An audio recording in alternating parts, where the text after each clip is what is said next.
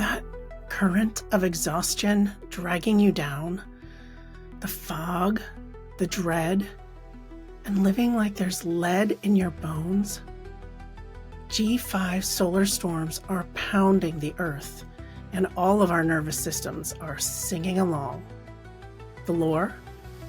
That the sun is a conscious being, and an alien claimed that plasma is the electromagnetic key to our evolution.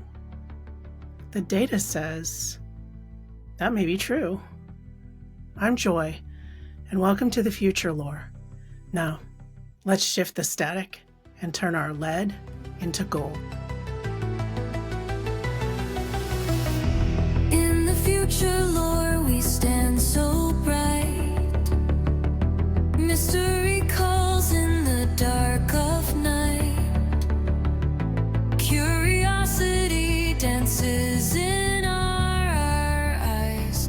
Joyful beacons under endless skies.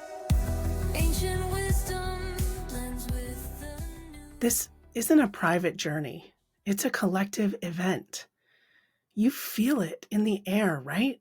The thick global tension. It's not just the headlines. A strange restlessness is unsettling.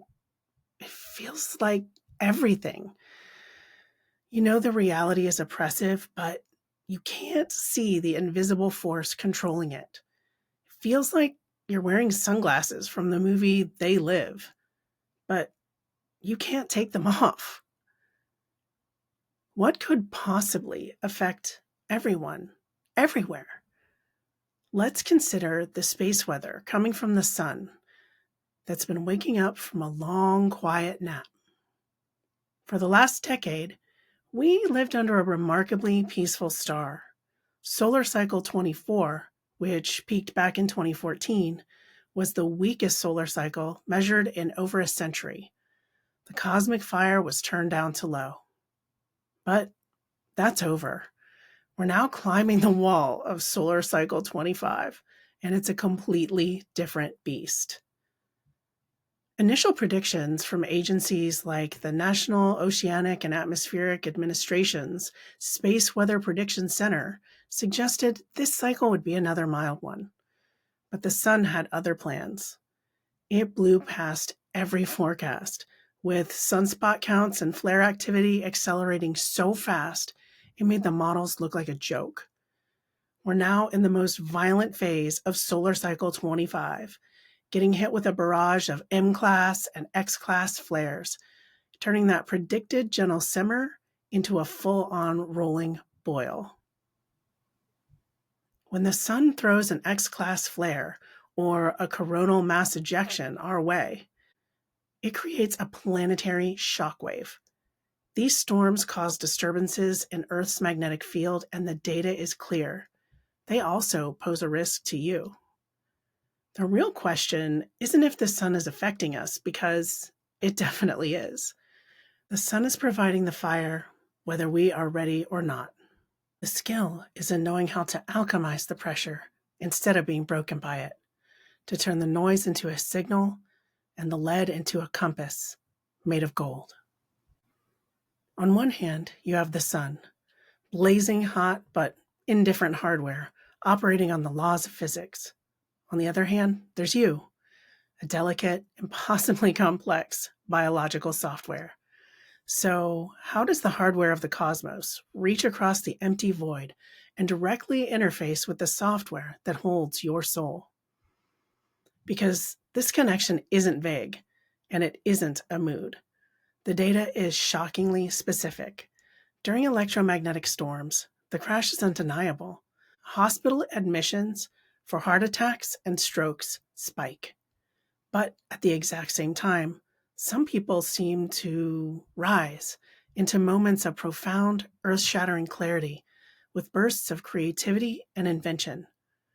It seems too structured to be random noise, like the sun's energy is a key, turning different locks inside different people.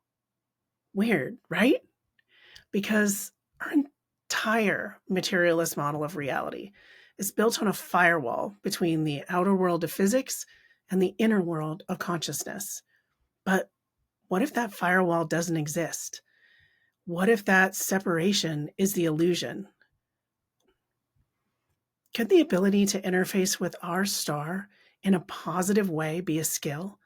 And if it is, why would it be hidden from us? Why do the vast majority of us experience this cosmic broadcast as anxiety and sickness instead of an upgrade? We feel like victims of this solar pressure because most of us don't know we have the biological hardware to receive and translate the signal. This is the secret curriculum, an evolutionary driver just waiting for us to recognize it. The paradox isn't that the sun affects us, but that we've forgotten that it's supposed to. The sun's pressure has always ebbed and flowed, and proof of the human connection isn't new. It's ancient.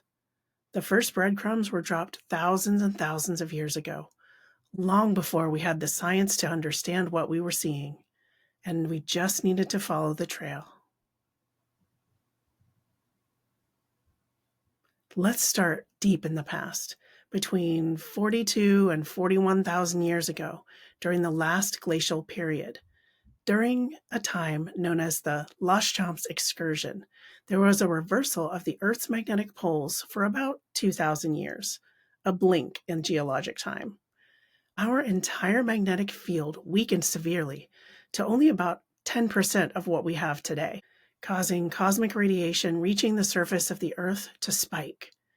The archaeological record, studied by researchers like Dr. Alan Cooper and Dr. Chris Turney, shows a clear response.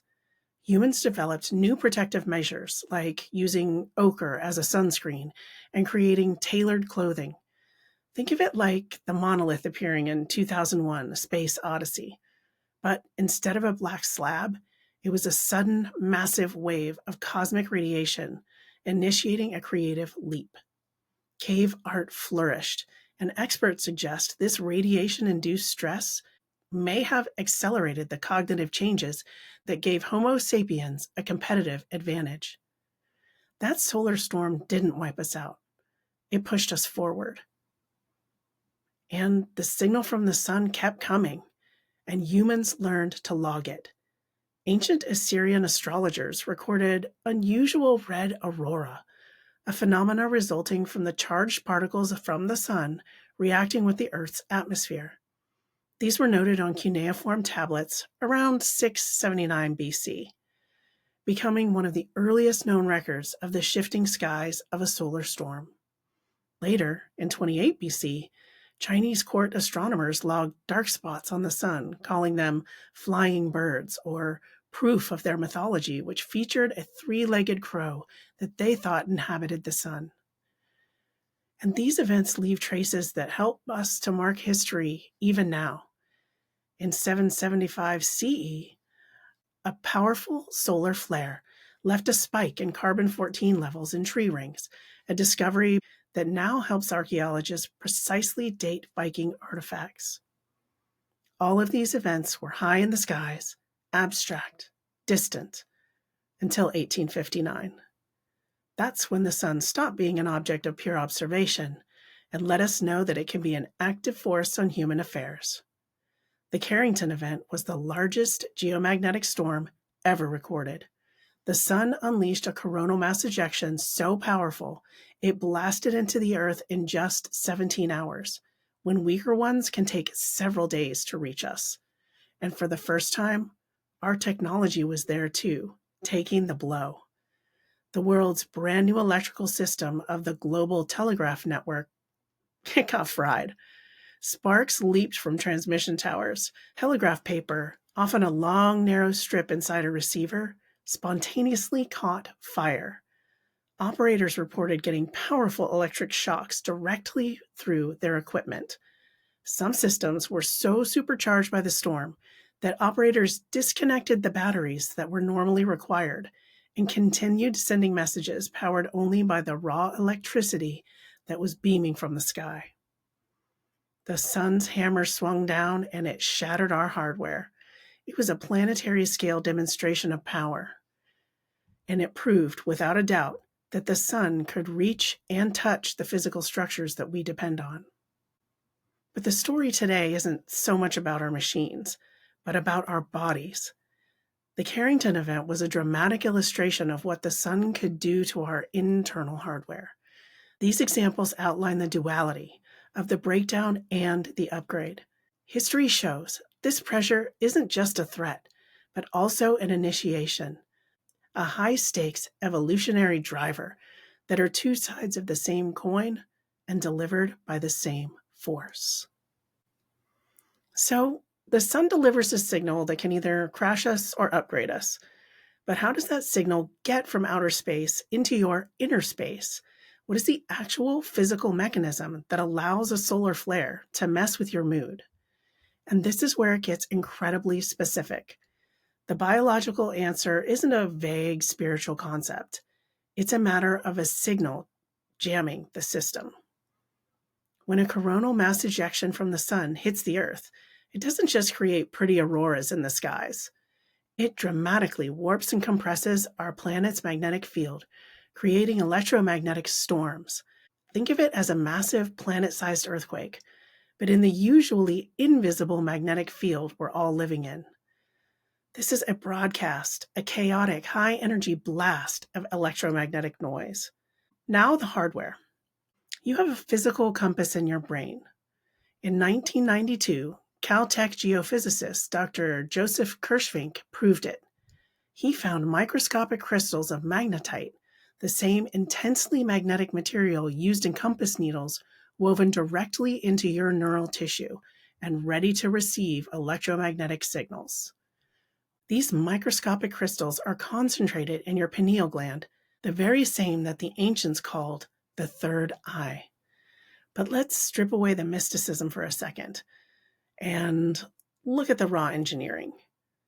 You have biological crystals embedded in your brain. And just like the quartz in a radio, it is physically designed to resonate with electromagnetic fields. When the sun's magnetic earthquake hits, these very crystals in your head literally vibrate in response and are hardwired into your nervous system. And that's where the software glitch begins. Our body is a finely tuned instrument. It runs on a delicate balance of hormones and electrical signals. But a geomagnetic storm takes a sledgehammer to that delicate balance. The first and most important system to go offline is your melatonin production. The pineal gland's primary job is to produce melatonin, the hormone that regulates our sleep-wake cycle, the circadian rhythm.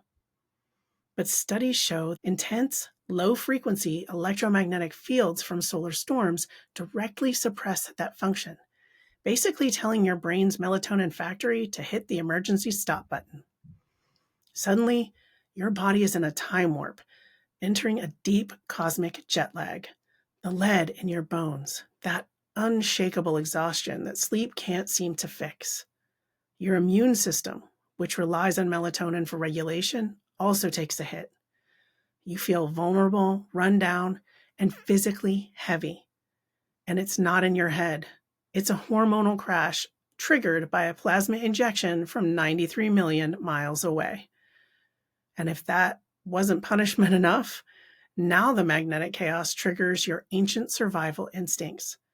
At the same time melatonin is plummeting, another hormone is spiking, the stress hormone cortisol. Your body thinks it's under attack, and it floods your system, putting you in a state of high alert.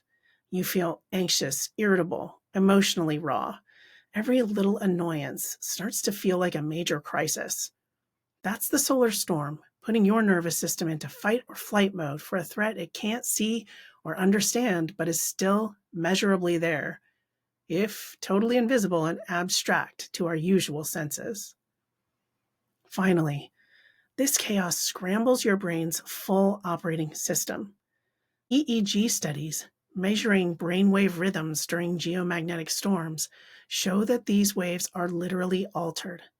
The coherent, organized patterns required for focus and calm are disrupted, replaced by staticky, disordered signals. And this is the source of the brain fog and inability to concentrate, the waves of sadness or anxiety that seem to come from nowhere. But your brain isn't broken. It's just getting overloaded by what amounts to a denial of service attack from the sun. This is the pain of being a human with electrical biology under a three-pronged attack. Your sleep hormone is suppressed, your stress hormone is maxed out, and your brain waves are drowned in chaos. This is why you feel heavy, anxious, and disconnected. This is the science behind the lead in your bones. You're not imagining it. You are a sensitive biological instrument caught in the middle of a cosmic storm and feeling the crash in real time. And for most people, that's where the story ends. Trapped in a cycle of physical and emotional disruption, a victim of the cosmic weather. But what if this biological chaos isn't the end of the story? What if the signal itself is hiding a secret? Okay, so your system is crashing, your hormones are offline, and your brain is getting attacked by a star, and you feel like you're made of lead. This is where most people want to get off the ride and go back to bed. Sick, tired, angry, unfocused, feeling almost some days just broken. The historical and biological facts of the crash are verifiable. But what is the meaning? And that's where the real story begins. What if all this chaos isn't a mistake? What if it holds a message? This is where we bring in the work of radical biologist Rupert Sheldrake. He's famous for his theory of morphic fields, similar in function to electromagnetic or gravitational fields, but shaping biological form, such as the development of an embryo or organizing social and behavioral patterns. These fields are thought to contain a collective memory of the species, a concept called morphic resonance, which allows information to be transmitted across space and time, impacting subsequent generations or individuals. But he also floated an idea so wild it makes most scientists go into denial, and the rest get very, very quiet. That the sun might be conscious. Not conscious like a human, but a vast self-organizing mind whose thoughts are plasma and whose moods are solar flares. In this view, a coronal mass ejection isn't a random act of physics. It's a deliberate act of will and a literal cosmic communication. He says the sun isn't just a physical thing, that, like us, it has a body, but also an intelligence. It's an entity, and it's talking to and shaping our biology. Now, let's pair that with a piece of pretty deep lore, the Lacerda Files. This is a wild, totally unverified story from the early 2000s, claiming to be an interview with a reptilian non-human intelligence. And yes, it sounds like a fanfic of the TV show V. But buried in the sci-fi is a concept that runs parallel to Sheldrake. The story goes that our DNA was engineered with dormant codes, like genetic subroutines, that can only be unlocked by specific frequencies of solar radiation. This idea says that our human DNA is waiting for a key that's delivered by the sun. Okay, so a conscious sun is sending a genetic activation key we found out about from an alien. This is the perfect kind of story that I like to tell at parties, just to make sure that I don't make any new neurotypical friends. But here's where the data gets extra weird and starts to look a lot like my area of special interest. Research from groups like the HeartMath Institute has shown something that defies the idea that solar storms are mostly setting us up for a crash. They've observed that while many people's nervous system are thrown into chaos during geomagnetic storms, a certain percentage of people's do the exact opposite. Their heart rate variability, a key measure of nervous system balance, doesn't crash. It synchronizes with the storm. They are literally riding the electromagnetic waves of the sun with their hearts. Instead of feeling anxious and foggy, these individuals report sudden, incredible bursts of clarity, focus, creativity. They have breakthroughs. They solve problems that have plagued them for months. They feel more alive, more connected, more themselves than ever before. And this is data-driven proof that a flip is possible, and we can build ourselves up instead of crashing down. So, how do we turn this lead into gold? Using our premise that everything is connected and can inform everything else, let's explore a metaphorical symbol from all places, geology. Scientists discovered something incredible about how gold deposits are formed inside of geodes. During an earthquake, the immense pressure on quartz crystals underground can trigger a phenomenon called piezoelectricity. The stress on the crystal creates a powerful electric charge. This charge can instantly vaporize any water trapped in the rock. And that process causes minerals dissolved in the water to drop out of the solution and be replaced by gold. Let me say that again. Transmutation under pressure. I'm not saying take this literally and that you are actually full of lead and going to be full of gold, but I am saying use the symbol. You could become a sentient geode. You're a being of soft tissue and flowing water, but embedded inside you are crystals, the magnetite in your brain, your pineal gland, your very bones. You are crystalline. The sun in its peak cycle is pounding the surface of our planet with electromagnetic waves like an earthquake hitting our brains. The ancient protocol is already in your DNA. When the magnetic field of the earth failed, our ancestor over 41 millennia ago didn't just endure it. They went into the caves and they created art. They used the pressure to innovate. Solar cycle 25 is here. It's affecting everyone right now. You cannot stop the storm. You can't really build a shield against it. You can only choose what you'll become in response to it. You can be the rock that cracks under pressure, experiencing sickness, anxiety, and chaos. Or you could be the geode that uses the pressure to trigger an internal flash of alchemy. You can learn to ride the synchronization wave. Now, it's counterintuitive, but it's not about fighting against it. It's about using this pressure as a signal. The next time you feel cosmic jet lag, that leaden weight in your soul, that wave of untraceable anxiety, try not to resist it. And don't numb it. Don't even try to fix it. Recognize it for what it is. It's the prelude, the pressure building before the piezoelectric flash. It's your body telling you that a wave of cosmic energy is passing through you. So look for ways to build up your physical ability to handle the pressure and spark. Do some deep breathing. Explore somatic therapies. Look into energy healing. Just take a walk in the trees or under the stars. Reset your nervous system and look for ways to harness this energy. So instead of bracing for impact, you can get curious.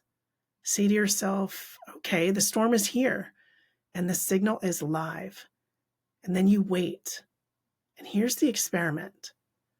You watch, and then you write it down. Screenshot the date. Use any system that you'll actually do and see if it correlates to the sun. Because when you can find a place of calm inside that wave of chaos, it makes room for moments of clarity, flashes of insight, ideas that feel less like you thought of them and more like you received them whole. And that is the moment, the synchronization. The best part is you don't even have to create the flash, just catch it and trust it to act on the information it provides. And the anxiety is the price of admission for the upgrade. The lead is the raw material for the gold. They're not separate. The work is holding the tension long enough to receive the gifts. You are learning to surf the sun. And then The crystal flashes.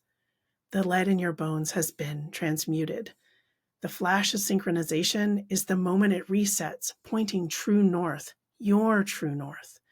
For a moment, you know exactly what to do, who to be, where to go. The weight doesn't vanish, but now it's a grounding force, a golden core of knowing that holds you steady in the storm. Your gold is a new purpose, and it's not a prize, but a tool, a new compass. That lead was heavy with confusion and anxiety. The gold is heavy with purpose. But the only way to keep it is to give it away. So, what now? A hoard of hidden treasure is worthless. Gold only has value when it's used, when it's circulated, when it's shared. So the next time you feel that familiar, heavy static, don't just endure it. Use it. You are following the ancient protocol, the same ones our ancestors used to survive and thrive during the same kind of cosmic crisis in their time. See this storm as a call to an awakening. The choice is and has always been yours. The sun is a force of dissolution, yes, but it's also a force of becoming. My friends, remember this. You are far more powerful, far more strange, and far more connected than you have ever been told. Thanks for taking this journey with me to the sun and back. And now, your gold has no value until it's spent. So here's the dare. What's the first move your new compass is telling you to make? Drop it in the comments and share. Let's keep exploring this wild unknown together. And please support the channel. Drop us a like, subscribe, and hit that notification bell on YouTube. Follow, rate, and review on Spotify, Apple, or wherever you listen. These free little clicks are your signal to the algorithm that you care about the edges of reality and consciousness. Want even more? Visit thefuturelore.com to join our free community and find all of our official links, which are at The Future Lore everywhere. Thanks for tuning in again, my loves. I'm so glad to be here with you to embrace the mysterious and stay curious.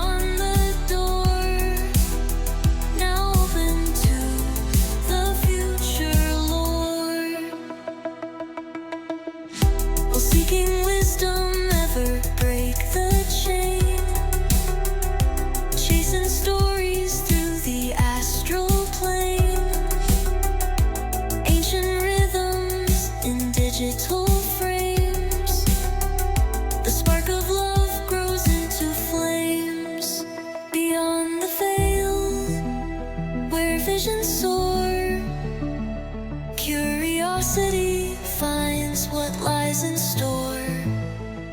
Mystery waves through space and time. Joyful heart.